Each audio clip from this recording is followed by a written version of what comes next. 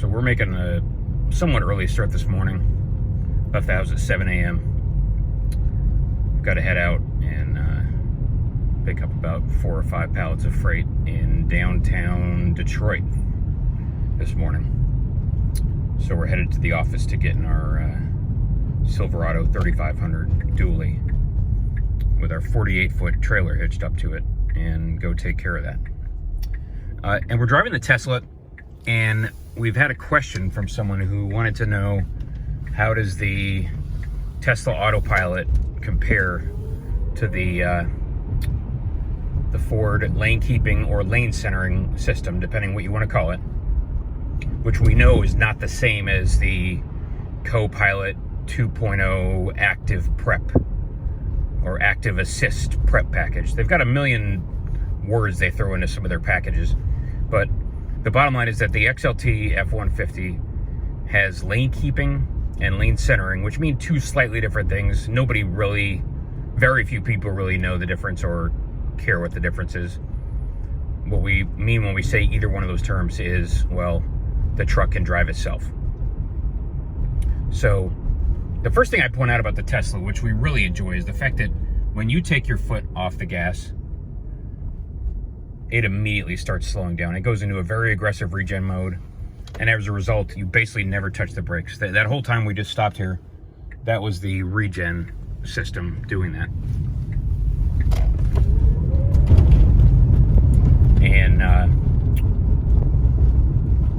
And it doesn't have anything to do really with the Autopilot versus the Ford system.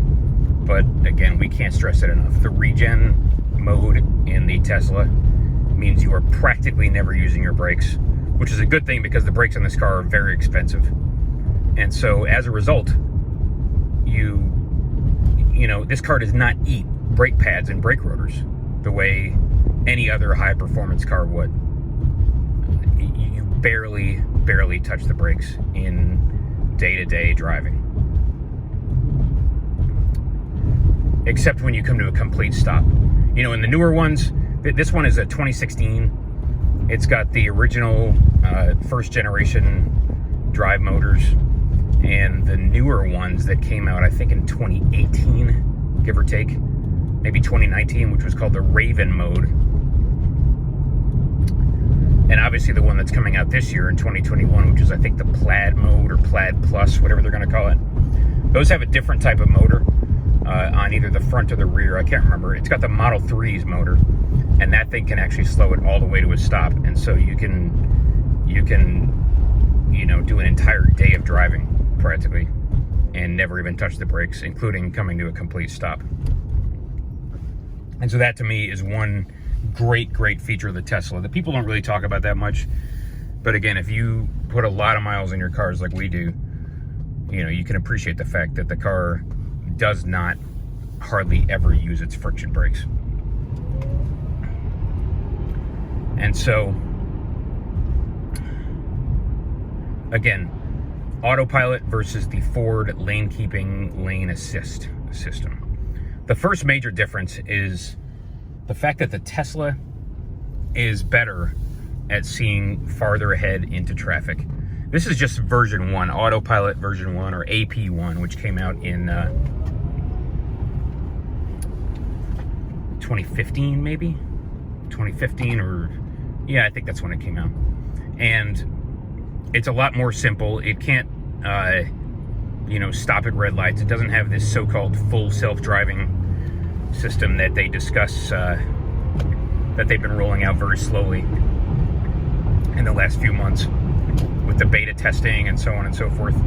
But no, it's still a great system, and it doesn't have all the finicky, phantom braking and things like that, where it's way too sensitive and it can randomly slam on the brakes the way AP2 does. So the first difference in the two systems, again, the Tesla can see a little bit further into traffic. It can see, 2 cars ahead of you. And so if this car is still moving at full speed, but the car ahead of it is slowing down, the Tesla can pick up on that fact and it can apply the brakes earlier. And so as a result, you're not having to manually intervene and get on the brakes yourselves, because the Tesla is just sort of all over it. So that's an advantage to the Tesla. Again, Autopilot can see deeper into the traffic ahead of you. So the second difference is the way you engage it. With the Ford, there's a button sort of right here on the steering wheel, and that's the button to arm the cruise control, but it also engages it. So you don't just turn cruise control on and then set it. You turn cruise control on and set it at the same time by hitting that one button on the far left on your Ford steering wheel. On the Tesla, it's a little bit different. There's a stalk. That's the cruise control stalk. These controls, by the way, were bought from the supplier that sells them to Mercedes. And we've actually used these in like an E-Class Mercedes, a recent E-Class. The controls work great, by the way. And so to activate or engage Autopilot, you pull back on the cruise control twice. And then you hear that sound. And that means Autopilot is engaged. You see the blue lines on the road there on the dashboard, and that indicates, again, you're in Autopilot mode. I could take my hand off the wheel, but again, it's a stupid idea. The third difference, to execute a lane change, okay, let's turn it back on. To execute a lane change, you just get on the blinker, and watch this. The car changes the lane. And then you turn off the blinker. And so the difference there is that the Ford, if you want to change lanes, you just turn on the blinker and Autopilot or lane keeping, lane assist disengages itself. And then you execute the lane change manually yourself. And then when the Ford recognizes that it's in the next lane over, it will automatically re-engage. And so we're not going to really say one is better than the other. It's just two different ways of doing it. Clearly the Ford, probably if it could change lanes for you, it would, but it's just not to that point yet. And so it's not a bad way to deal with that fact. You know, again, the Tesla, you turn on the blinker and it changes lanes. Turn off the blinker. And so, you know, we don't miss that. You know, when we're driving the Ford, we don't sit there thinking, damn, we wish this thing could change lanes by itself, because that's kind of lazy. If you need to change lanes, you turn on the blinker, lane keeping will disengage, or lane center. You do the lane change like you've been doing for the last few decades of your life, which was never really a burden to you in the past, and it isn't really, you know, an inconvenience now. And then again, the Ford will recognize, okay, you're in the next lane over, it can see the lane dividers, and it will immediately re-engage. And so there's nothing wrong with that. So look, someone cuts in front of you, the Tesla backs off a little bit, no big deal. Tesla picks up its interval. You set the interval, by the way, by rotating the knob here. And look what it does. You know, you want to be 6 car lengths behind, no big deal. You want to be 1, that's fine too. Here's the other major difference. Okay, Autopilot's engaged. Watch our speed. So as soon as you hit 90, Autopilot disengages automatically, and it will not come back on the Tesla. And it's a little bit annoying, because if you're going with the flow of traffic at 80 or 85 miles an hour, or call it 75, and you need to pass somebody, sometimes you want to pass them quickly just to get around them. And if you're going 75, you want to pass somebody, yeah, it's entirely likely you're going to take it up to 90. And the Tesla, if you've got Autopilot on and you take it up to 90, it will disengage. But not only will it disengage, it will put you in the penalty box and prevent you from re-engaging it, because you broke the rules and went faster than 90. And that's just kind of annoying. The Ford, I'm not sure if there is a limit on it. We haven't gone that fast in the Ford. We have gone 90 though when we were passing somebody, because again, sometimes you have to do that. And it doesn't disengage and say, hey, you broke the rules, you have exceeded 90 miles an hour, we're going to put you in the penalty box. So now, again, I cannot re-engage autopilot because the Tesla has decided we are bad people for going over 90 with the autopilot engaged. And so, again, was that really necessary? Probably not. They could have set it a little bit higher, maybe 100 or 110. Not that we make a habit of going that fast, but sometimes you need to pass somebody and you're going to take it up above 90. That doesn't make you a bad person. With the Tesla, they've had so much bad press from people falling asleep with the autopilot engaged that I guess they're trying to be more socially acceptable. Okay, the next difference is that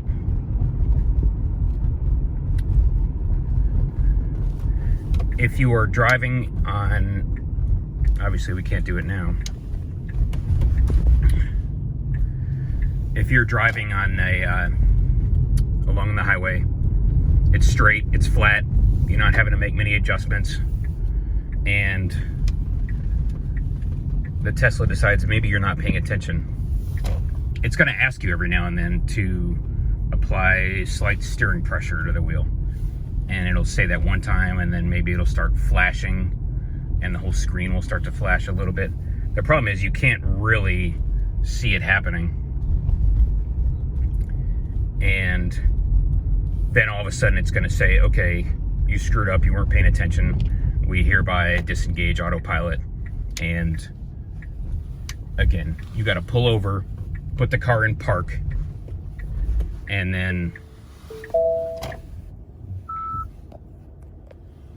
get back on the road, re-engage autopilot.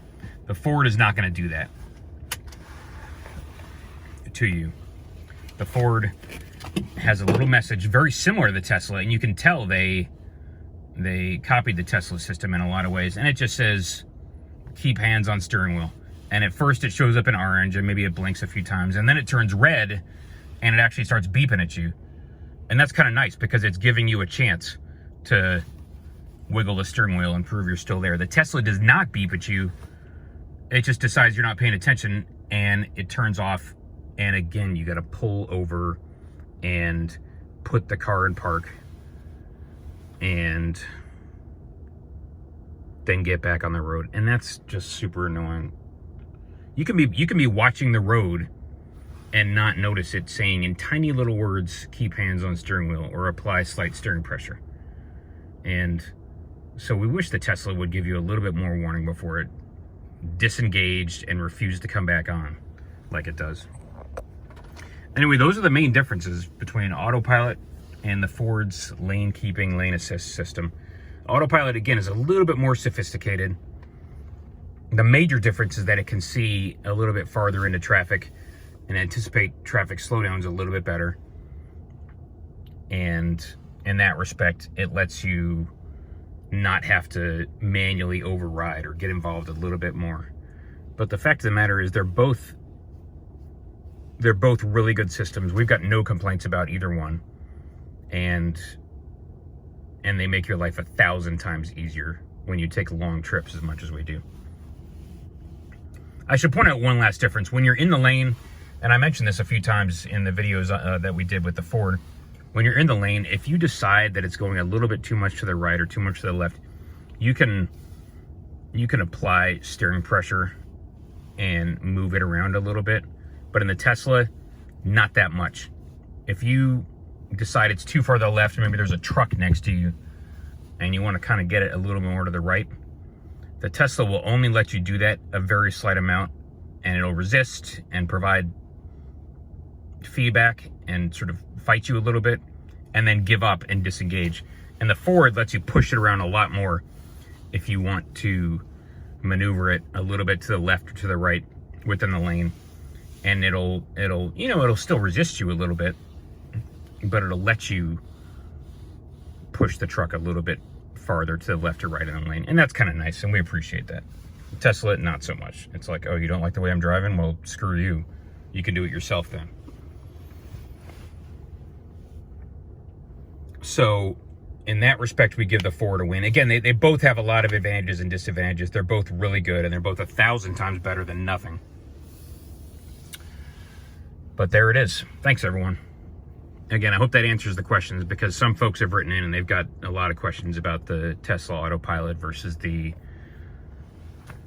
Ford lane keeping assist. I'm going to throw one more thing in there. We've had this discussion a number of times about the column shifter versus the console shifter. The Tesla here has a lot of useful space, a huge amount of useful space. And it's got big cup holders down there at essentially at floor level almost. And then it's got a little spot here where you can plug your phone in. That's the little plug for your iPhone. The little lightning connector. And then it's got a couple of USBs and a little more stuff there. But there's no console shifter taking up that space. It is a column shifter, and like I said, all these controls here, well, the window switches and the mirror control, if you have a Mercedes, like an E-Class, you'll recognize it. The turn signal and wiper control. And then the cruise control stalk, and I guess even the switch that adjusts the tilt steering. And most importantly, as far as we're concerned, the shifter, that's all sourced from Mercedes-Benz. And so here's what we like about the shifter. It's simple and easy, and you get used to it in a heartbeat. And it doesn't have, like, you don't have to, like,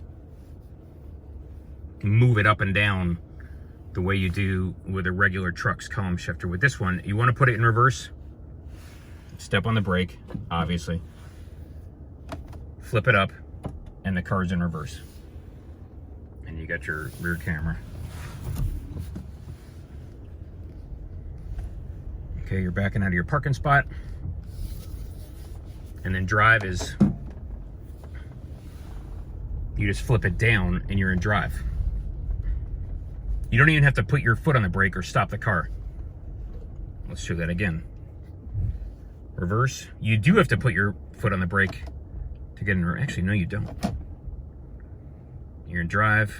Slow it down. Foot off the brake. Yeah, and it'll go right into reverse. You're done reversing.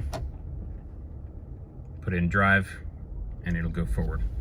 It's just very easy to use, and you get used to it, and it makes a ton of sense.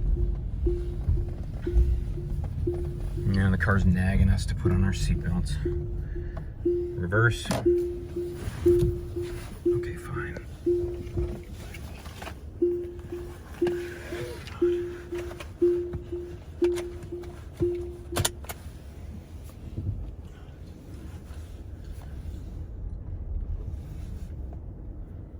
Okay, we're done backing up.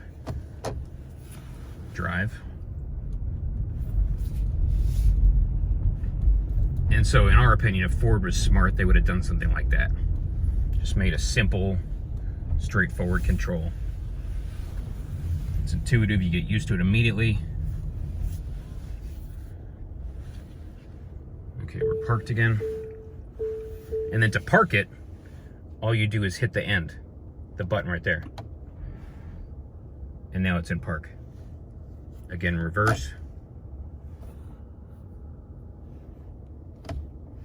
Drive. And you could put it in neutral, I guess, by flipping it up. Yeah, if you flip it up, but you don't flip it up all the way, that puts it in, all the way puts it in reverse. And then from reverse, you go a little bit down, you're in neutral. All the way down, you're in drive. And then park is just push the button. So that's our vote for the easiest gear selector lever. Anyway, thanks everyone. Have a great day. We'll talk to you later.